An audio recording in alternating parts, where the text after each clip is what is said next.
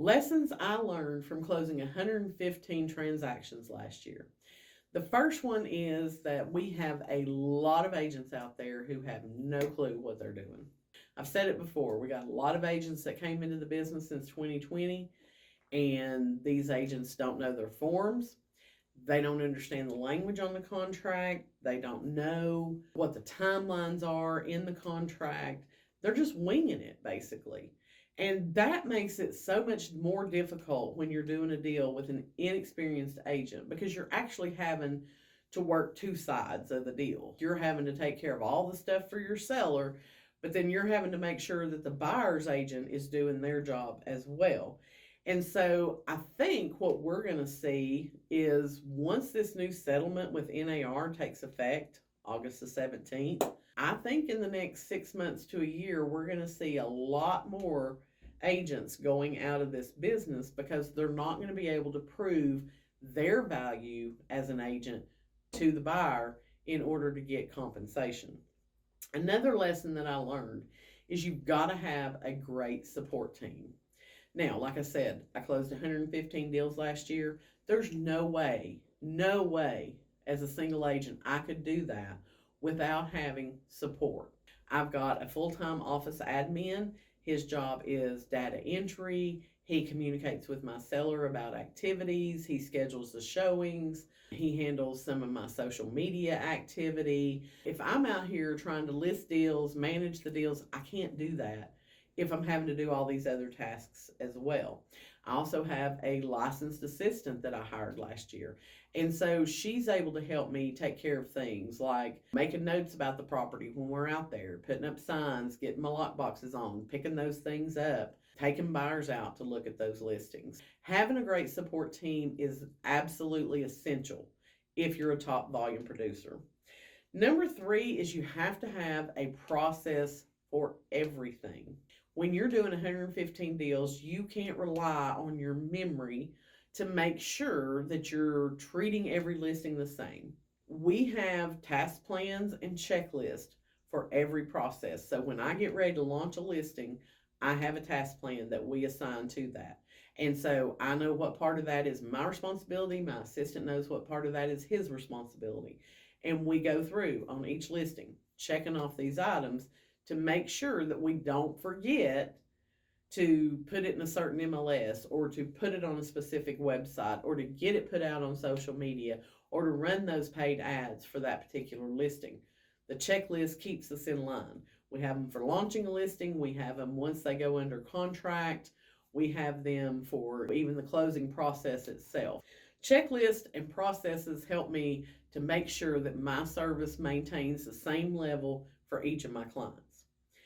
I also learned that I'm not going to be everybody's cup of tea. And I'm okay with that, because I'm not tea. I'm champagne, LOL. But in all seriousness, not everybody is going to appreciate what you bring to the table. And if a client doesn't appreciate the value that I bring, the services that I'm providing to them, and the experience that I can bring to the table, then I probably don't need to work with that client. And it's okay to say no. It is not worth the stress and the headaches in my life to deal with a seller who is unrealistic in their price expectation, who wants me to whittle my commission down to nothing and get their home sold, or who's going to call me every other day and complain about this or complain about that, complain about the other. Life is too short. I'm fine with the fact that not everybody's going to appreciate what I bring to the table. I will just walk away. If you think any moron can sell your house, then go hire a moron, because that I am not. You have to be able to adapt to change. Our market changes all the time. Sometimes interest rates jump up. Sometimes they drop down a little bit. How does that affect your listing? How does that affect the list price that we have on the house? How does that affect our marketing plan? What changes do we need to make in order to regenerate interest in your home? Leveraging technology is crucial. And this is what I can tell you. When I first started selling real estate back in 2012, technology was still relatively new. And the agents in our association tend to be 50, 55 and up. We do have some newer agents that have come into the business. We've got younger blood now. The older generation tends to shun technology. That's not how we do this. We've always done it this way. But leveraging technology and using those to your benefit for your clients and their service. So that means things like virtual tours, using professional photographers, having a CRM. All those things help me to be a better agent and to be more efficient in my job. The last thing is persistence and resilience. In 2022, you've probably heard me tell the story. In February of 2022, I got custody of my granddaughter, and she was 2.5 at the time. She's now getting ready to turn 5 in September. And that completely changed my business model. It completely changed my life. I couldn't be running out in the evening and go show a buyer a house because I'm keeping up with a 2.5-year-old at my house now.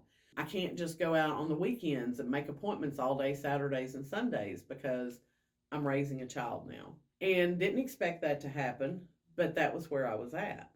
So I had to take a long look at this is how my business is run and figure out how I could revamp to accommodate raising a child in that environment. I started utilizing buyer agents.